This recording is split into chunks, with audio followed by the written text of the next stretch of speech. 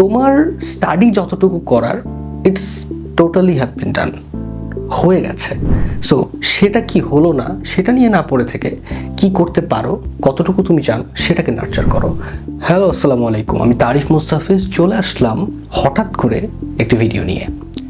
যদিও এই টপিকটা নিয়ে আমি অনেক দিন ধরে চাচ্ছিলাম কথা বলতে, ঘটনাটা ঘটার আগে, কিন্তু এখন কথা বলছি ঘটনাটা ঘটার পরে। কি ভাবছেন কি নিয়ে কথা বলবো? বর্তমানে চলছে এসএসসি এবং সমমানের পরীক্ষা। এই পরীক্ষাটা নিয়ে সবার স্টুডেন্টের ভেতরে সব ধরনের সব ধাঁচের স্টুডেন্টের মধ্যে এক ধরনের কনফিউশন কাজ করছে এবং নানা ধরনের ভাবনায় তারা লুটিয়ে পড়ছে। আসলেই কি ভাবনাগুলো যৌক্তিক নাকি শুধুই তাদের ভাবনা? চলুন আজকে কথা বলবো এই একটি বিষয়ে আজকের এই ভিডিওতে।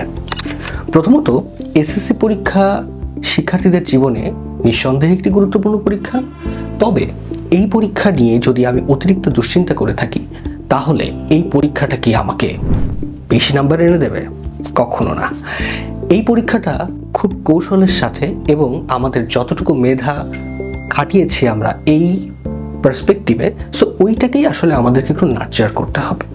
সো যেহেতু অলরেডি এসএসসি পরীক্ষা একটি হয়ে গিয়েছে, গতদিন হয়তো আগামী দিন হয়তো বাংলা দ্বিতীয় পত্র পরীক্ষা হবে, সবাই মোটামুটি আজকের দিনে পরীক্ষা দিয়ে বেশ সেট হয়ে গেছে যে আসলে হলে কি ধরনের গার্ড হচ্ছে, পরীক্ষার প্রশ্নপত্র কিভাবে আসছে, ওএমআরগুলো কিভাবে ফিল আপ করতে হচ্ছে। সো আমার সেই সকল শিক্ষার্থী বন্ধুদেরকে আমি একটু বলতে চাই, এটা তোমরা আসলে অ্যাডভাইসও নিতে পারো, সাজেশনও নিতে পারো, আবার যদি ভালো না লাগে ভিডিওটা স্কিপও করতে পারো। সো ব্যাপারটা হলো যে প্রথমত তোমরা তোমাদের জীবনে এই ক্লাস 1 থেকে শুরু করে 10 পর্যন্ত যা প্রিপারেশন নিয়েছো, এখন তো সময় নেই নতুন করে প্রিপারেশন নেওয়ার। কিন্তু এখন যেটা করা যেতে পারে, নিজের মাথাকে খুব স্মুথ রেখে ঠান্ডা রেখে যতটুকু পড়েছো, যতটুকু তোমার আয়ত্তে আছে সেগুলোকে বেশি বেশি রিভাইজ করা। কে বলে তোমার এমনও হতে পারে যে তোমার পড়া সেই কোয়েশ্চেনগুলো থেকে কমন চলে আসলো। সো এই জন্যই বলবো যে কোনো কিছু নিয়ে প্যানিক হওয়া যাবে না, দুশ্চিন্তায় পড়া যাবে না। তোমার স্টাডি যতটুকু করার ইটস টোটালি হ্যাভ বিন ডান, হয়ে গেছে। সো সেটা কি হলো না সেটা নিয়ে না পড়ে থেকে কি করতে পারো, কতটুকু তুমি জানো সেটাকে নার্চার করো। কারণ এক্সাম হলে জানা প্রশ্নগুলোই কিন্তু ভুল হয়, আর এটাই হলো আমাদের সব থেকে বড় সমস্যা। এবং অনেক ভালো স্টুডেন্টদের, অনেক পরিশ্রমী স্টুডেন্টদের একটা কমন সমস্যা আছে যে বিভিন্ন ক্ষেত্রে রেজাল্ট আটকে যায়, বিভিন্ন সাবজেক্টে ফেল চলে আসে, কিন্তু তুমি পরীক্ষা দিয়েছো ভালো।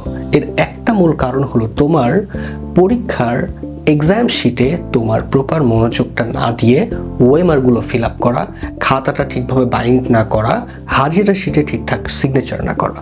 সো আশা করি আজকের ভিডিওটা তোমার ভালো লেগেছে, তোমাদের ভালো লেগেছে। যদি ভিডিওটা ভালো লেগে থাকে অবশ্যই শেয়ার করতে ভুলবে না এবং আমার ইউটিউব চ্যানেল এবং ফেসবুক পেজের সাথেই থাকবে। আশা করি এরকম দুর্দান্ত দারুণ কিছু বাস্তববাদী টিপস নিয়ে চলে আসতে পারবো তোমাদের মাঝে, এবং সামনে আরও কিছু নতুন ভিডিও আসবে।